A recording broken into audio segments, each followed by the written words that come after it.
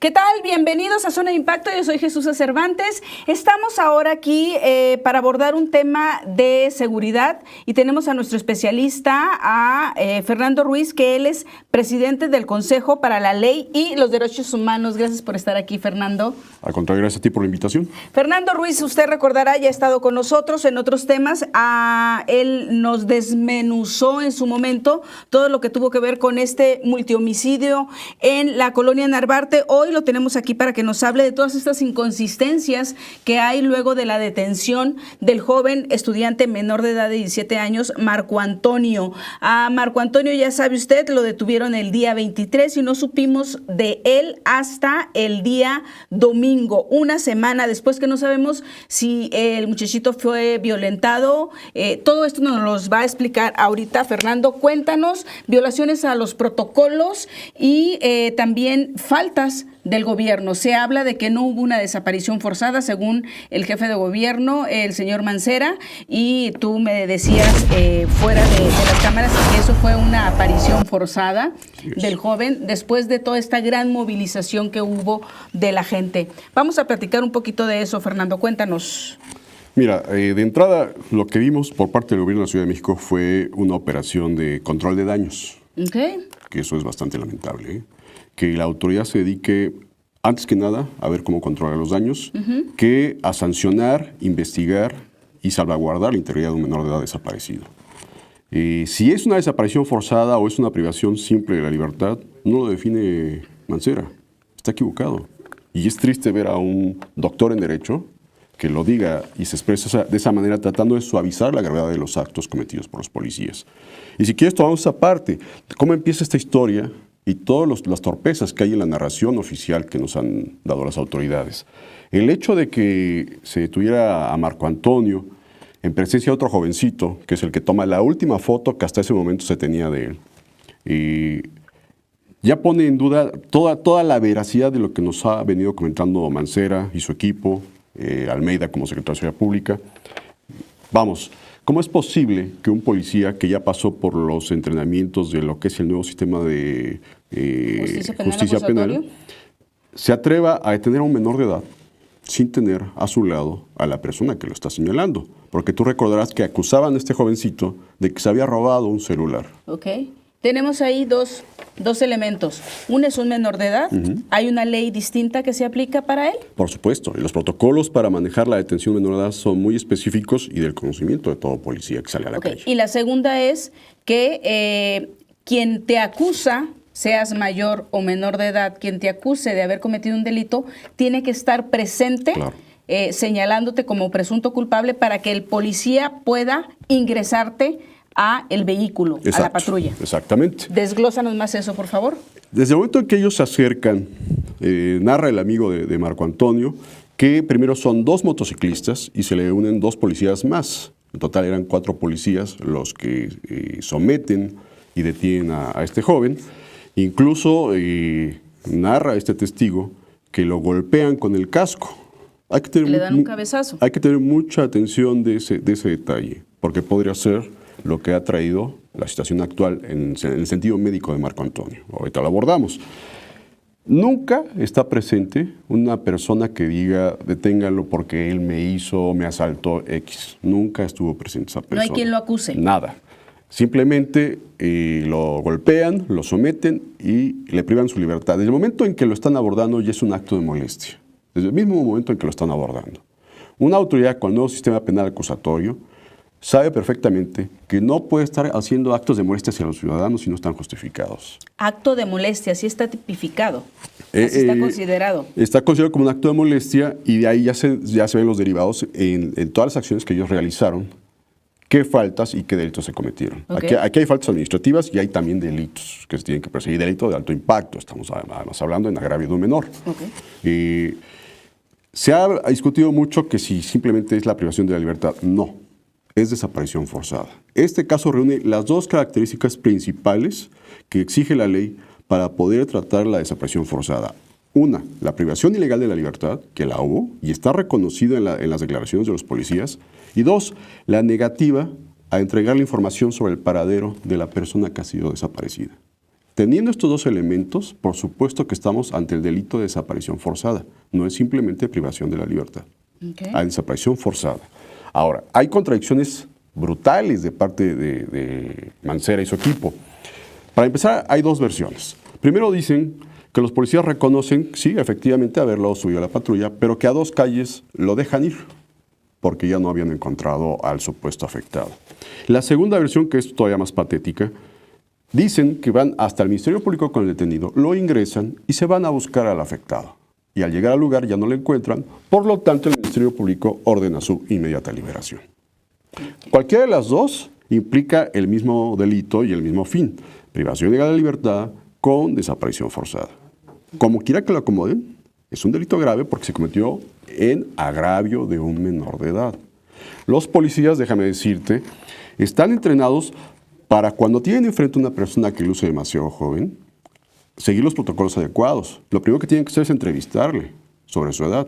Incluso tienen la costumbre de preguntar el año de nacimiento. Si tú me dices 18 años, ok, ¿en qué año naciste? Y ver con qué velocidad me respondes, si me estás inventando que eres mayor o menor de edad. Ellos tienen que certificar de inmediato si se trata de un menor. De acuerdo a los protocolos, de inmediato, y hay que poner atención a esa palabra, inmediatez, que nunca se cumplió con esto, avisar vía radio que tienen a un menor detenido. ¿Por qué? Porque la misma secretaría les va a dar un número de folio. A ese número de folio le acompaña todo lo que hace el expediente sobre el manejo del detenido. Todo eso va a quedar sentado. ¿En qué lugar? ¿A qué hora? ¿Cómo se llama? ¿Cuántos años tiene? ¿Qué patrulla se lo llevó? ¿A dónde lo va a trasladar? Generalmente lo llevan, por el tema de la inmediatez, al Ministerio Público más próximo. Cercano. Y ya de ahí se inicia una carpeta y el desglose se envía a la agencia especializada del menor. Ese era el trabajo, digamos, que se hubiera esperado que se hiciera en este caso, si es que las historias son como nos las ha platicado Mancera. Ahí es donde ya empezamos a ver que la mentira está por delante, que el control de daños es lo importante, no es la verdad ni la justicia. Es la imagen de Mancera y, pues aunque a él le pese, decirlo como es, la complicidad hacia sus policías, porque ha actuado como un cómplice, no como un jefe de gobierno. Protegiendo a sus funcionarios. Claro que sí. Ahora, hay un aspecto que no se ha dicho en ningún lado y nos consta a nosotros como organización porque hemos tenido cantidad de veces patrullas, contacto con ellas, hemos ingresado a esas patrullas y las conocemos perfectamente. Mancera se ha referido a videos que han aportado a la investigación. ¿Qué videos son? Los de la estación del Metrobús, los del exterior de la patrulla, las cámaras, y los de las C5. Los de la calle. Así es. Pero hay algo que quizá el señor se le olvida y él dudo mucho que haya cometido ese error de manera descuidada. Yo creo que es intencional. Las patrullas, todas, tienen 2 cámaras internas. Una en el asiento del copiloto que apunta hacia el conductor y otra que está en la parte posterior donde van los detenidos. No solo eso, todas las patrullas tienen micrófono interno. Lo que el policía hace y dice, las 24 horas se está grabando. No Además, lo puede manipular el policía. Además de que se está grabando, ¿hay alguien que esté de manera constante en las escuchas o se pasa determinado tiempo en, bueno, ahora vamos a escuchar en las últimas 3 horas en tal sector, ¿no? Lo hacen de manera aleatoria, pero eso se está grabando. Esto, además, no tiene acceso los policías, la tripulación de esa patrulla no tiene acceso a sus equipos. Ellos no pueden cortarlo, Nada, ni taparlo, ni nada.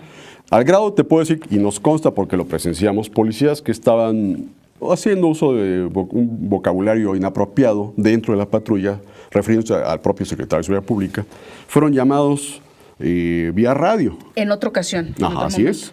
Esto es para darte el ejemplo.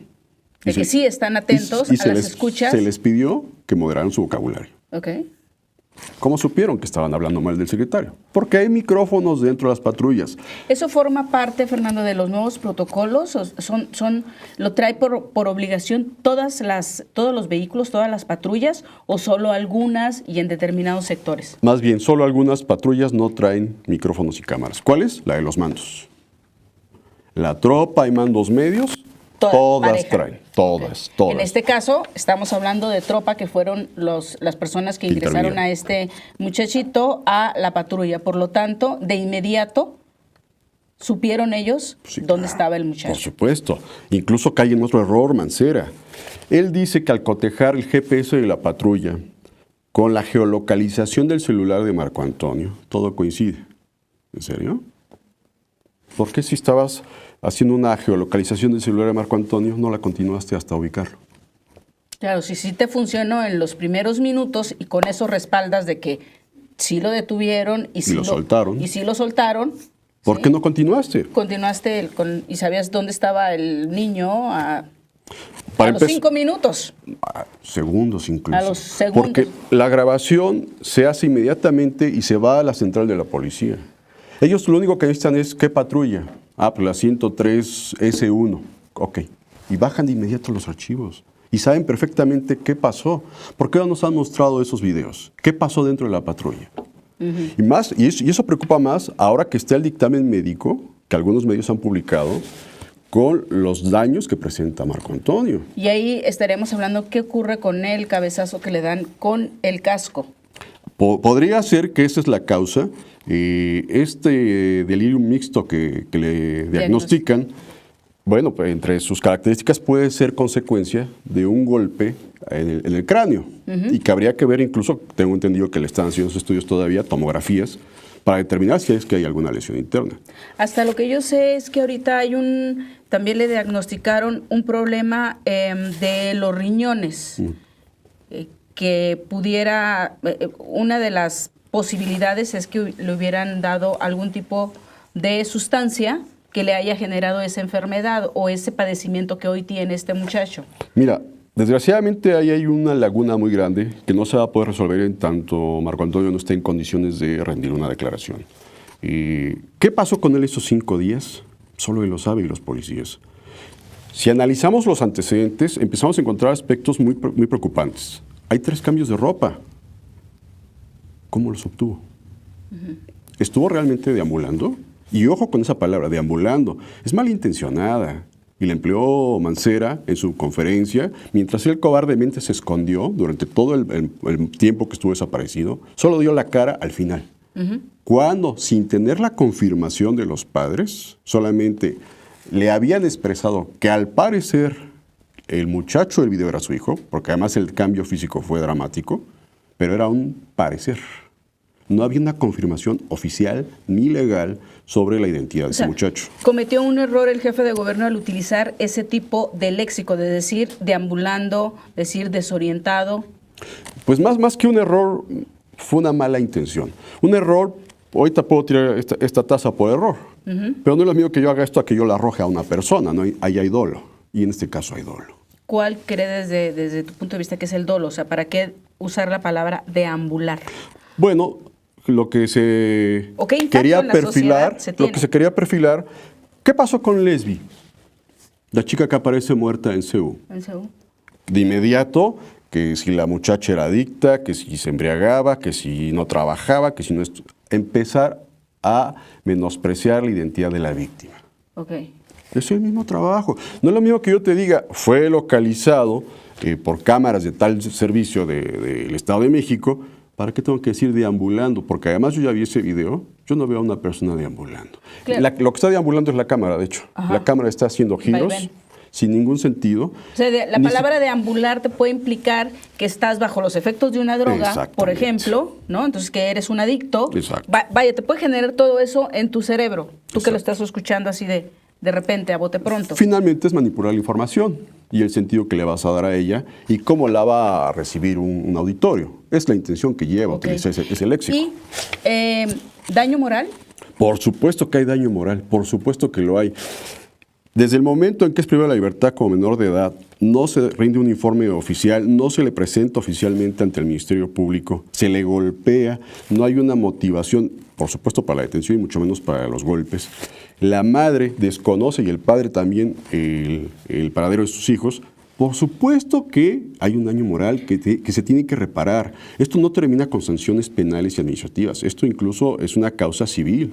Y es donde se podría litigar la reparación del daño moral, que estamos hablando de millones de pesos. Y daño moral se puede tanto a las policías de la Ciudad de México como a el Estado de México. Así es. Y ahí el juez pudiera entonces, si entra este tema de daño moral, demandar los audios de estas policías que están al interior y también la película, pues. Claro que sí, está obligado a exigirla y la autoridad a entregarla. No pueden salir con que no existen esos materiales. Hoy los abogados del joven pueden exigir eso. Sí, claro.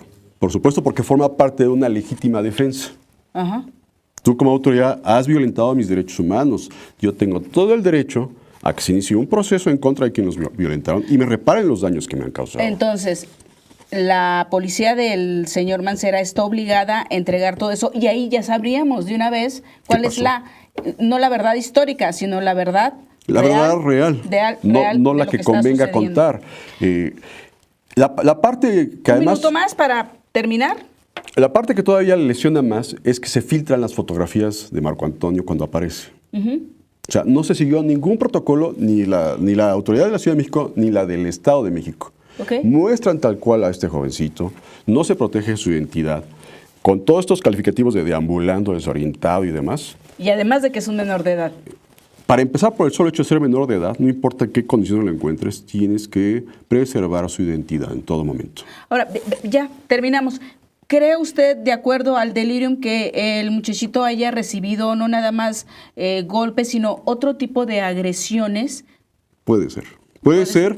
Habría que tener acceso a los expedientes clínicos, pero sí te puedo decir que estos cambios de temperamento, esta actitud donde se torna de manera inesperada violento, silencioso, agitado, pues sí podríamos esperar que hubo otro tipo de agresiones.